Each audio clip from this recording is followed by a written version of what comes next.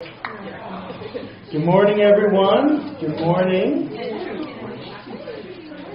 Good morning.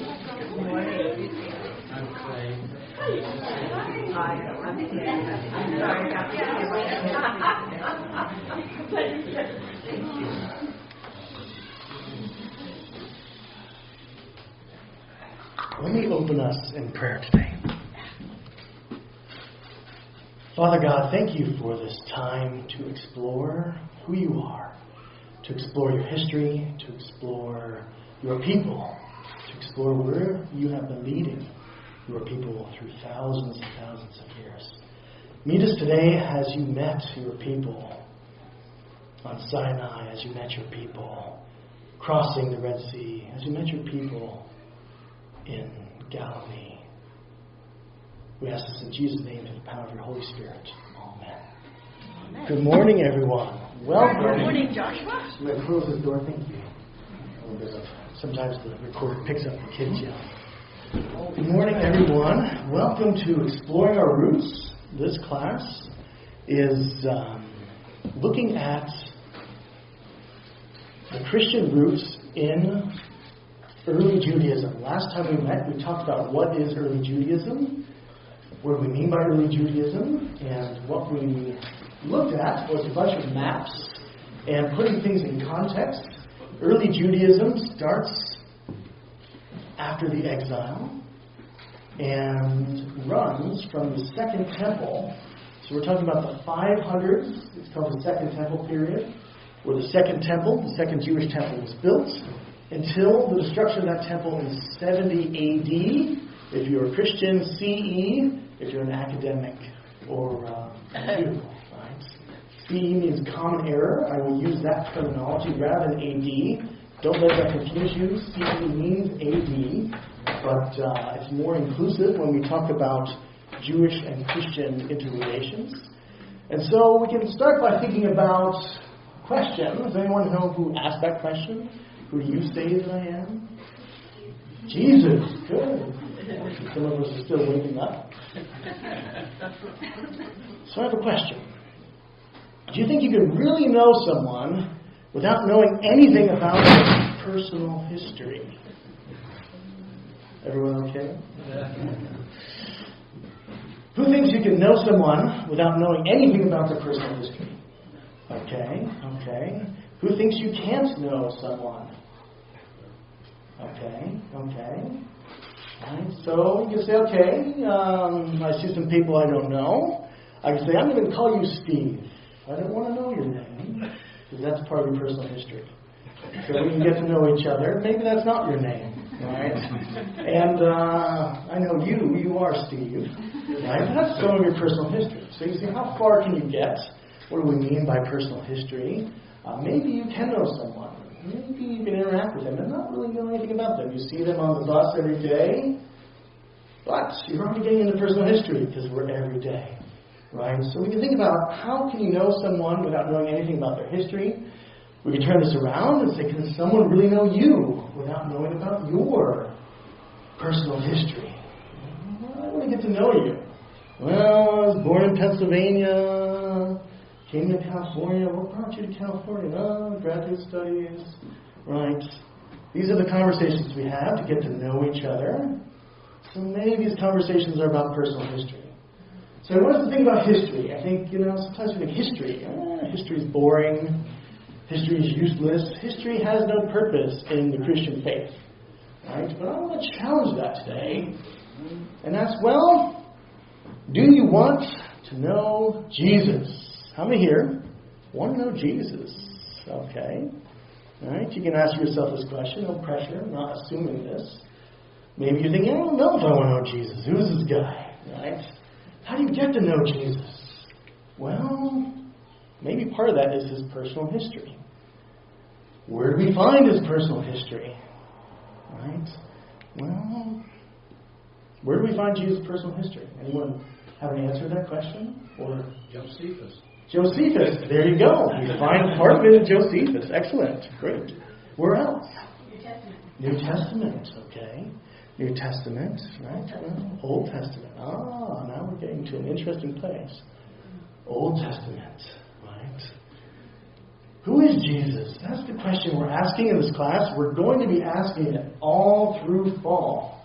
But we're starting here with early Judaism to ask this question.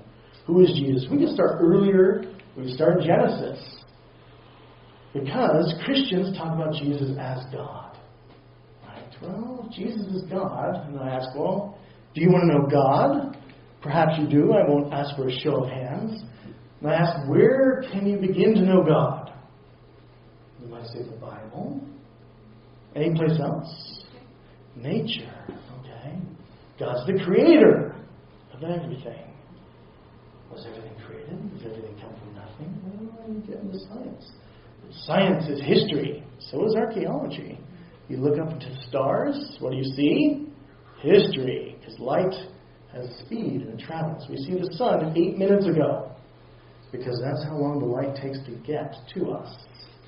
Right, so space is history. You dig down in the dirt, you go into history.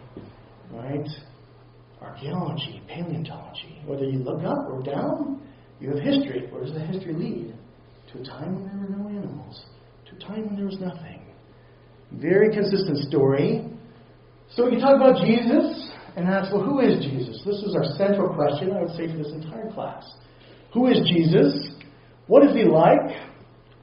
What does he call himself? He often calls himself the Son of Man. Over and over again, the Son of Man. What does this mean? Today we're going to talk a lot about this term, Son of Man. Other Jews ask, what will the Messiah be like? We're waiting for this Messiah. What will he be like? Will he be powerful? Will he be a ruler? Will he be divine? What about cultural exile? Last week, we talked a lot about cultural exile. Would a good, righteous Jew go to the Greek theater to watch a play about Hercules or Artemis or, you can think about various plays that would be shown in the Greek theater? And some Jews said no. The Sadducees said yes. The Pharisees said no. Sadducees said yes. We left Jesus out of the question, right? Because we're trying to get there. We will get there. But many Jews felt that they were in cultural exile, being among the Romans and the Greeks. And lots of them thought that the Messiah would help them return to their own culture, their own land, their own promise that God had given them. Because they found themselves in a clash of cultures. Perhaps you find yourself in a class of cultures today. Well, should I go see a movie that all my friends are going to see, even though there's a lot of violence, even though God's name is blasphemed, even though there's pagan gods and goddesses, right? I really want to see Thor, but it's the pagan god. Doesn't matter. Sadducees, no. Lighten up. Pharisees, yes. Where's Jesus? Well, Jesus, I would argue, is in a very interesting, different place. And we'll get there. What about the Messiah? Does Jesus meet the expectations for what people thought the Messiah would look like in early Judaism? Talking about the 100 years, 200 years before Jesus and the time of Jesus, did he meet these expectations? How did people think that God's Messiah would lead them home from cultural exile? So that's what we're going to talk about today. And we'll see, does Jesus fit the bill? Does Jesus work in a Jewish conception of the Messiah before Jesus? So we're in early Judaism. Everything I'm going to talk about today is not Christian, with the exception of one slide at the end, where Jesus is talking to, and giving a message to John the Baptist, which I think is interesting. But everything else is Jewish. Keep that in mind. None of this that we're going to talk about is Christian. This is all Jewish, even if some of it sounds very Christian. So to start, I thought I would talk a little bit about the Dead Sea Scrolls. How many here have heard of the Dead Sea Scrolls? Heard that phrase, okay. So you all know the term. Dead Sea Scrolls were discovered in 1947 through 1956, with some fragments afterwards. The story of the discovery is a Bedouin shepherd was chasing a goat in this valley with lots of caves, and he was bored throwing rocks up, calling the goat, and one rock hits something, and he hears this crash. What was that? Must be treasure. Gets very excited. Climbs up to the cave where he throws the rock, finds a bunch of old pots and papers and other things, not papers, bits of leather, looks in a pot, finds this beautiful scroll of Isaiah, thinks, this is good leather. I can make shoes out of this, right? Maybe I can sell it to someone who collects these things. So what he's thinking, so he takes it to a guy named Kando, who is a cobbler, right? He makes shoes, and someone who sells antiques. And Kendo thinks there might be something to this. Or no, actually there was a guy before that they took it to who said, oh, this is worthless. Just have it, you can't sell this as an antique. This is the first guy, actually. And said, go make shoes out of this. So they took it to the second guy, who was an antique salesman and a shoemaker, and said, this is no good for shoes, but I'll see if I can look into it. And when he looked into it, he took it to a Syriac, or maybe Eastern Orthodox metropolitan or bishop, who recognized this was Hebrew. And then the story begins. The bishop has an advertisement in the New York Times for sale, the Isaiah scroll. But long story, interesting story. Scrolls were taken at gunpoint by some Israeli archaeologists. Lots of fun stuff. Indiana Jones territory here. What's interesting is in the Dead Sea Scrolls, all these are Jewish before the New Testament. None of them were written by Christians. We have 220 copies, different scrolls, of books from the Old Testament that date before Jesus. This is a significant find. Right, something like, I think, 20 copies of Isaiah alone. Not all full copies, some of them fragmentary, 30 copies of Deuteronomy, or maybe it's the Psalms, that's 30. 20 copies of Deuteronomy, right? Lots of interesting books of the Bible. Every book is present, except for Esther, and we used to think Nehemiah, but we found a fragment of Nehemiah in the last couple of years. Who knows, maybe a fragment of Esther's there. But not just Old Testament books. There's other books, other scrolls, books like Enoch, books like Jubilees. Monumental find. And to put this in perspective, the oldest full copy of the Hebrew Bible we had before the Dead Sea Scrolls was the Codex Leningrad. A codex is an ancient word for a book. And they bind these documents together. Codex Leningrad was what's called the Masoretic text. We'll talk about that next week, what that means. It's a certain version of the Hebrew. And that dates from 108 CE, that's AD, right? So 1,000 years, right? Almost 1,000 years after Jesus was our oldest Hebrew. How do we know it's not corrupted? How do we know we have the right text? How do we know our translations are good? Well, we had another version, but it's a translation. And this was the Codex from Alexandria, Egypt, the Septuagint. Is a Greek translation of Hebrew, and this dated to 450 CE.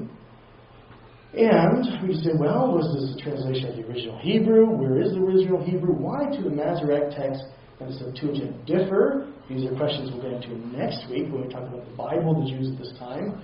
So the problem here is we have texts that are very far removed from the events, but then in the Dead Sea Scrolls we find a scroll of Isaiah that dates to maybe at most 350 BC. Right? That's the middle range, 350 to 250. I put 300 as a conservative estimate.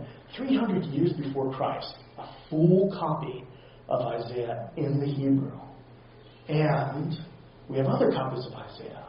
So what's the point? Without going into details, I would say this is the point, is that we have over 1,000 years in some cases, or 1,000 years of faithful transcription from the Hebrew to the point where we could go back and see the Hebrew. But it's a more complicated story. Some of the complications has to do with missing psalms. Psalm 145 is a fun example because it's very obvious, because it's something called an acrostic.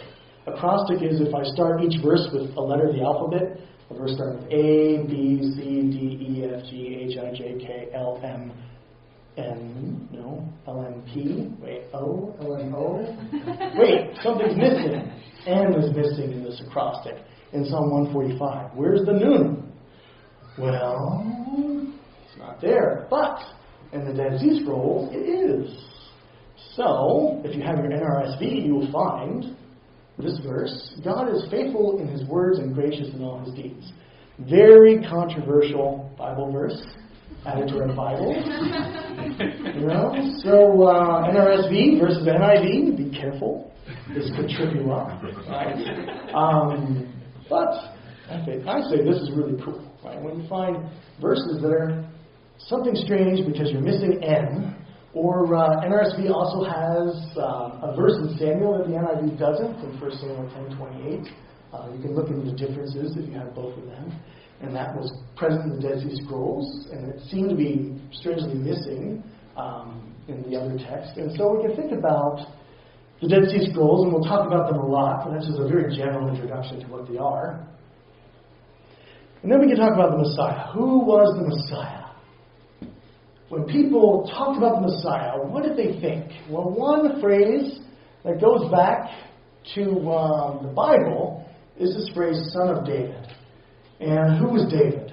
Well, David was a king. I think, does anyone here not know who David was? King David? Before I explain who he was, so you're all good with David. So David was a very good king, and when the Jews were in exile in Babylon, they wanted to return from Babylon and rulership under a Davidic lineage. David was their hope. So it was this hope for a return to a Davidic kingship because David, Solomon, these were good kings. They wanted someone like David. David was called God's servant, and we find this phrase, Son of David, first appears in a document called the Psalms of Solomon. Psalms of Solomon, very interesting book. Some scholars think it was written about 200 years BC, 200 years BCE, right? 200 years before Christ. We find that Son of David is equated to the Messiah. So the word Messiah is used with Son of David. Who wrote Song of Solomon? The Pharisees. The folks who became the Pharisees wrote the Psalms of Solomon. And there's some interesting prayers in there, such as that they prayed to God to destroy the Maccabean rulers. These were the guys who revolted against the Greeks, but became very Greek at the same time. And they wanted the Davidic Messiah to destroy these Maccabean rulers, to destroy Herod, right? The non-Davidic rulers. They're praying that God will get rid of these non-Davidic Jewish rulers and reinstitute the reign of David. They want freedom from Greek culture and from Rome. So there's different layers to this text, and the Romans may get into it.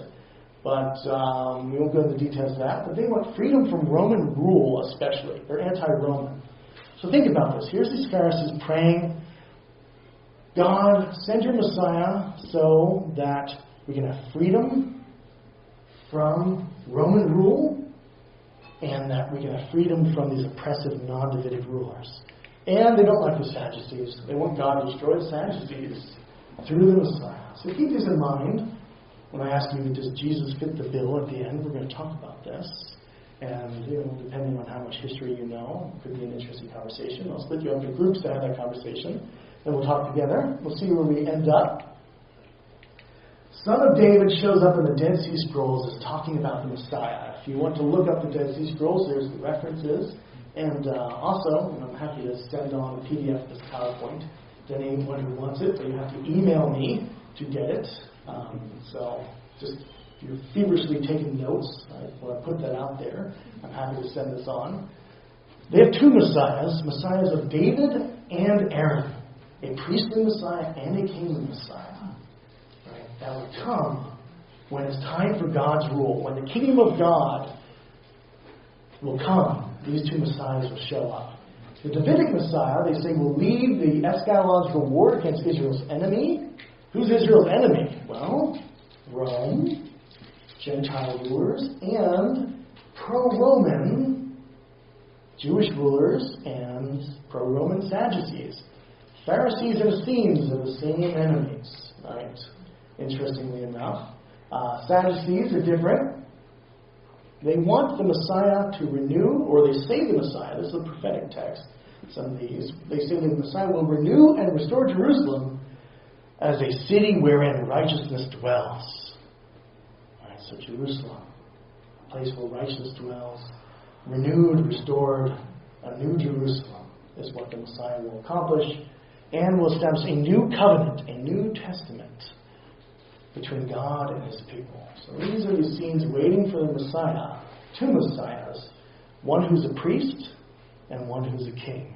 And if you think about, okay, well, that's one phrase for the Messiah, son of David, but there's also this phrase, son of man. Who is the son of man? The Son of Man, according to early Jewish believers, was an apocalyptic, that is, end times, heavenly alternative to the political Davidic Messiah. And so the Son of Man is seen as an exalted, transcendent, heavenly figure who will appear at the end of time to judge the world, punish the wicked, and vindicate the righteous. And this begins in Daniel 7 and continues through some other books that you might not be familiar with, such as 1st Enoch and 4th Ezra, and we'll talk about these in a bit. So the Son of Man begins in Daniel. Here's the passage. As I looked, thrones were set in place. Interesting. Plural. Why is it plural? Thrones were set in place. And that's also in ancient versions of Daniel. It's not a later edition. Thrones were set in place, and the Ancient of Days, that means God, which is the Jewish term for God, took his seat. His clothing was white as snow. The hair of his head was white like wool. His throne was flaming with fire, and its wheels were all ablaze. And before me was one like a son of man, coming with the clouds of heaven. One like a son of man. Human. Someone like a human. Not quite like a human. Human, but not quite human, because this human's different, more divine, more transcendent. What happens to the Son of Man? He approached the Ancient of Days and was led into his presence. He was given authority, glory, and sovereign power. All nations and peoples of every language worshipped him. Well, that's strange. Wait, this is in Daniel, right? They're worshipping the Son of Man? What about God? The Ancient of Days, shouldn't they be worshipping the Ancient of Days? Well, here Daniel's introducing another person into the divine script who's mysterious. Who is the Son of Man? His dominion is an everlasting dominion that will not pass away, and his kingdom is one that will never be destroyed. So who is the Son of Man? There he is in Daniel. That's the beginning of this idea. And then this continues in a book that some folks would place to about 300 BC. This is the book of Enoch. Last week we talked about how Ethiopian Jews, called Philasha Jews, have Enoch in their Old Testament Bible, and so do Ethiopian Christians, right? Scott's not here this week, but Scott, who's on vacation, I think, or on a trip, has a co-worker who's an Ethiopian Christian who always quotes from Enoch, which I find extremely interesting because, right, this is in their Old Testament Bible. Not in ours, and we'll talk about that next week. Why not? So the thrones in Daniel 7:9 is important for subsequent understandings of developments of the Son of Man figure. The book of Enoch talks about this. It might not be in our Old Testament, but two of our New Testament books quote it. Jude quotes it directly, and 2 Peter as well. Others allude to it, but we do have quotes from Enoch, so whoever wrote these texts saw it as important enough to quote from, regardless of what we think about it in terms of canon. Enoch, also called Metatron, is shown everything in reality. It's this tour of reality, starting with God's throne room. Enoch sees God face to face, which is very serious. If you're a Jew, that means you're really righteous, if you can see God face to face. And he's shown everything from beginning to end. Part of what he's shown is the Son of Man, who's presented to the Ancient of Days in verse 13 and given dominion and glory and kingship in Daniel 7:14. So what does Enoch say about the Son of Man? Well, he says not only was the Son of Man presented to the Ancient of Days, but the Son of Man existed before time, before there was anything. The Son of Man is pre-existence. The Son of Man was given a name, says Enoch, in the presence of the Lord of Spirits, the before time. This is the Ancient of Days. So God was before time, even before the creation of the sun and the moon and before the creation of the stars. So before the creation of reality, you have the Son of Man. So the Son of Man is getting older and older and older. Right? Before creation, God is naming the Son of Man. And Enoch says the Son of Man is the Messiah, the chosen one, the elect one. The anointed one, Messiah means to be anointed, the anointed one of Israel, is the same as the Son of Man. Key move here in Enoch. Son of Man equals Messiah. Enoch 48 says, for this purpose he became the chosen one. He was concealed in the presence of the Lord of spirits prior to the creation of the world and for eternity. Wait a second, Messiah is an eternal being? Okay. Right. Enoch makes his move. Messiah is the Son of Man. So when you think about Jews, all the Jews knew Enoch. The Dead Sea Scrolls have many, many copies of Enoch. They loved Enoch too. Some would say it was part of the Seasons Bible as well. We really don't tell, because that's not the way things work. But it was important to them, we know. They quoted from it. According to New Testament authors, when Jesus says, I am the Son of Man, hear what he's saying. I'm a pre-existent being who's also the Messiah. Wait a second. I think that's blasphemy. Right? You? Galilee? Come on. You're not even a Judean. Right? Alright. There's a problem there. But we say, okay, what are his claims? First thing we need to understand is who is Jesus claiming to be. The way we understand that is by looking at what every Jew listening to Jesus heard when they heard Jesus speak. First Enoch 61:8, and the Lord of spirits placed the elect one, again the anointed one, the Messiah, on the throne of glory. The Messiah is on God's throne. And he shall judge all the works of the holy ones in heaven above, and in the balance shall their deeds be weighed. 48:5 says of the Son of Man, all those who dwell upon the earth shall fall down before him and worship him. So here we have a being besides the Ancient of Days, judging, sitting on the throne of glory, and being worshipped. It's a very Jewish idea. This is a Jewish idea that precedes Jesus by at least 300 years, right? Explicitly in Enoch. So we can say, okay, what's going on with the Son of Man when Jesus says, I am the Son of Man? Another interesting word for Jesus is logos.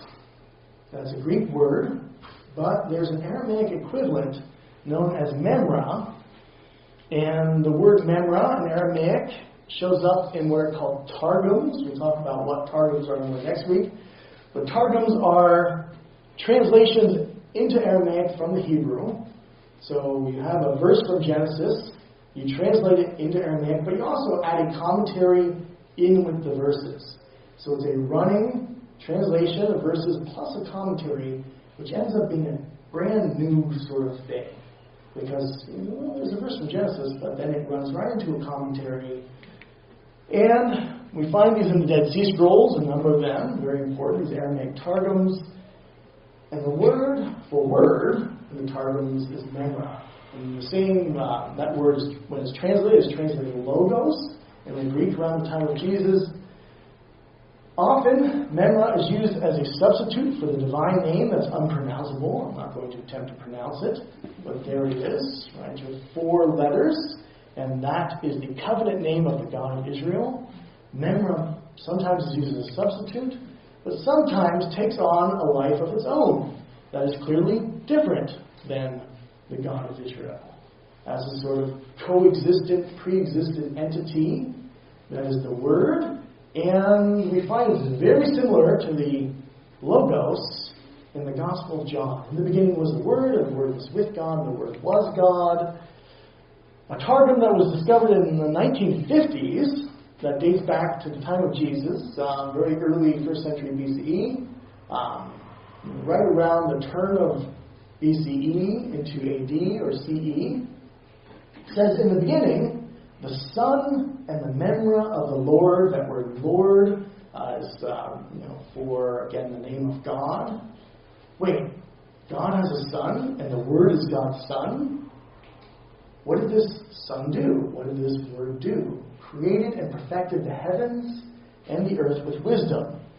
The same Targum and other Targums say, the memra was in the beginning and acted in creation. The world was made through and by the memra. The memra was with God, and the memra was God. Light and life come through the memra. God's glory is seen in the memra. The Memra is full of grace and truth. Grace and truth. Hesed, blessedness, mercy, emet, truth, the Hebrew idea of truth. Think of how many of these are in the Gospel of John. And we could continue. There's whole, lots of books written on this. Very interesting stuff. I'll put it all on one slide. For convenience, the point, the Gospel of John is not speaking to a deaf audience that does not understand what he's talking about. What is unique to John is not the Word was God, the Word was with God, is not grace and truth, grace upon grace. It's not anything except the Memra became flesh. The Word became flesh. That is the unique thing John tells us. The other stuff, everyone already knows. Right? What he's saying is, this being, you all know, has now become flesh and has dwelt among us. Right? So, context, and what's the message? What is the central message John's Gospel is trying to tell us? Memra becomes flesh. The Memra is interestingly simultaneously part of God and a separate being. Sometimes the Memra is God, sometimes the Memra is spoken of as a completely separate being. We have the beginnings of a sort of, not quite Trinitarian idea, but some sort of plurality in God that becomes explicit when we talk about this Memra. The Word was with God in the beginning, and that was God, and through God, whom everything created. Philo of Alexandria. How many here have ever heard of Philo of Alexandria? Okay, so he was a Jewish philosopher who was became very influential in certain circles. Paul, many scholars believe the Apostle Paul knew Philo well, and many people used to think Philo of Alexandria invented the concept of the Logos as it relates to Jewish ideas of God, that he was taking the Logos thought from Platonic philosophy and Stoic philosophy. Now, from the textual evidence, we know that the Jews had their own Logos concept that predated any interaction, that Philo didn't have access to certain texts that would have showed this. So there's an interesting independent development with Philo as it connects with certain aspects of Greek philosophy. And what's interesting is this Jewish Logos concept existed before Philo brought them together. So what Philo is doing is taking the Jewish concept of the Logos and connecting it to the Greek concept of the Logos.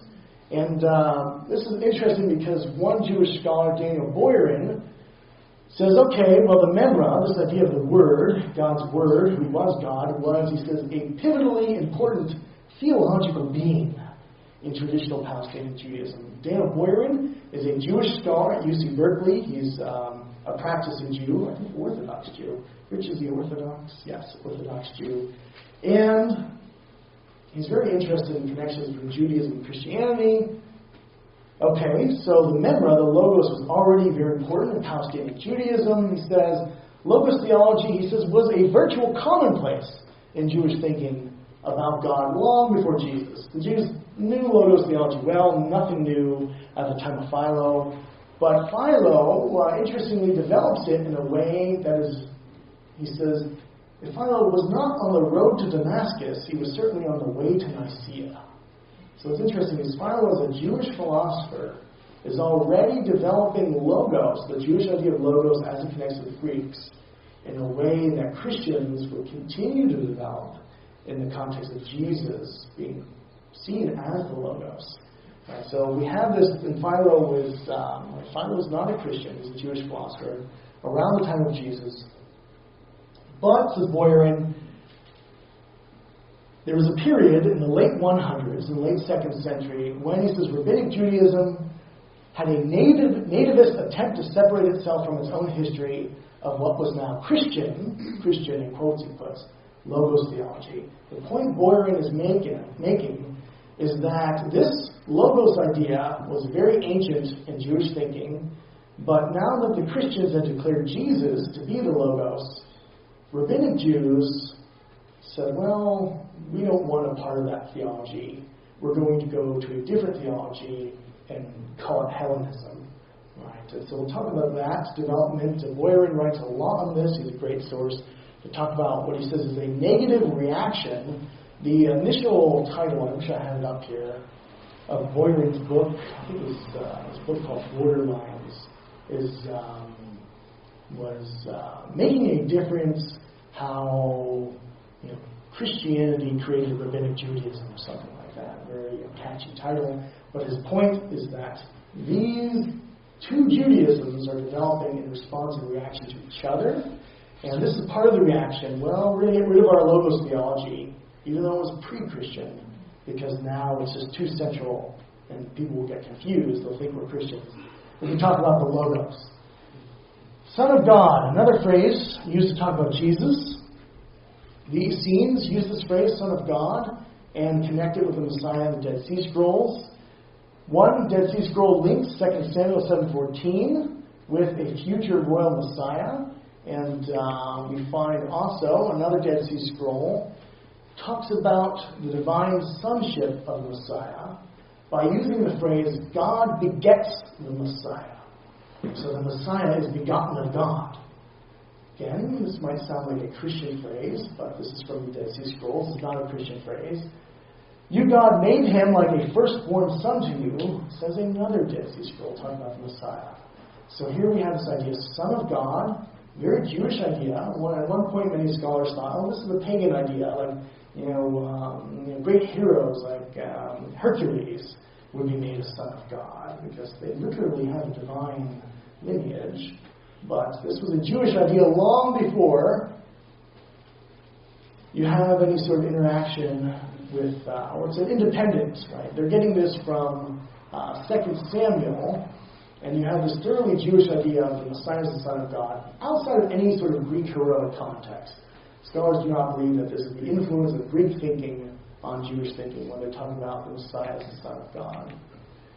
Here's a fun passage from the Essenes about the Son of God, saying to God, but your Son shall be great upon the earth, and all peoples shall make peace with him, for they shall serve him, for he shall be called Son of the great God, and by his name he shall be named. He shall be hailed as the Son of God, and they shall call him the Son of the Most High.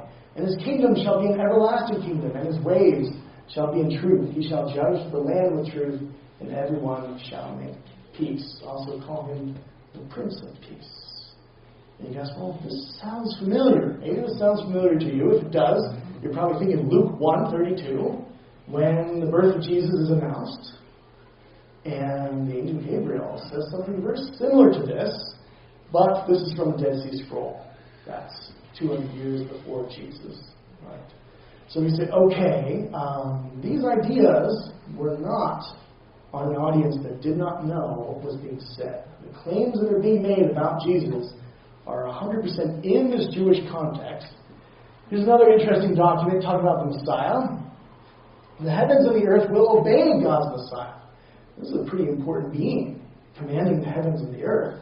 This is well beyond a political ruler who's the son of, who's the descendant of David. Right? We're well beyond this idea of a political Messiah who's just going to wage war and defeat the Romans. No, this Messiah will command the heavens and the earth and all that is in them. Over the meek, God's Spirit will hover. The meek, right? Think about the meek. And will renew the faithful with his power. He, the Messiah, will release the captives. Restore sight to the blind. Raise up the downtrodden. He will heal the wounded and resurrect the dead. Resurrect the dead. And bring good news to the poor. This is the Essene Messiah. Does Jesus fit the bill? Right. Many think John the Baptist was an Essene Jew because of where he was. He was pretty close to Qumran. He was baptizing. That's what the Essenes did. He said, make straight a path in the wilderness for our God. That was the Essenes, you could say, key missional verse. So there he was, John the Baptist. He says, well, are you really the one we were expecting? Jesus asked him, should we wait for another, or was it you?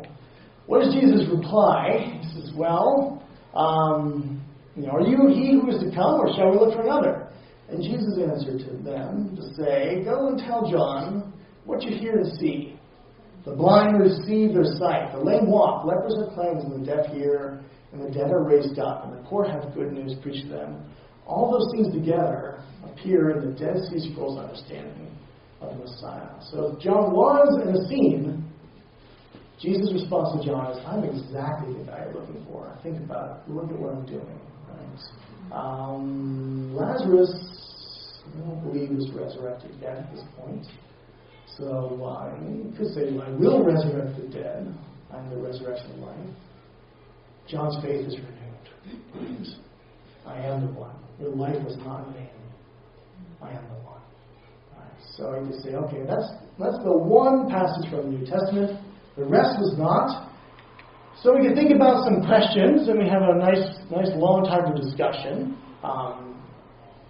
First question: did God destroy the Sadducees? Right? We're going to split up into groups and talk about this, and we'll see what you come up with. Secondly, did God destroy the Jewish Maccabean rulers and Herod? This was the prayer of the Pharisees. This is what they wanted God to do through God's Messiah. Did God do it? Did God conquer Rome? Did God conquer the Roman Empire through his Messiah? Right? 3 historical questions. Think about it. They relate to our understanding of why is God not changing our culture right now to create the kingdom of God instantaneously. We'll think about this because there's a point to this. Point beyond just the history, and then a closer sort of conversation. Your non-Christian neighbor comes up to you and says, "Who do you think Jesus is?" He's just curious, She's just curious. He or she says, "Yeah, this person's a Christian. Who do you think Jesus is? What's so big? What's the big deal about this Jesus guy? Who's this Jesus guy to you?"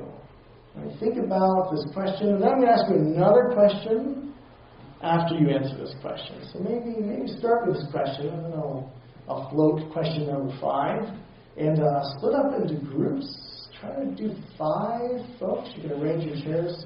So I'm going to spend about 10 minutes talking about these 4 questions, and I'll add a 5th one as we discuss, and then we're going to regroup and talk together as a whole and see what insights we've come up with. Okay.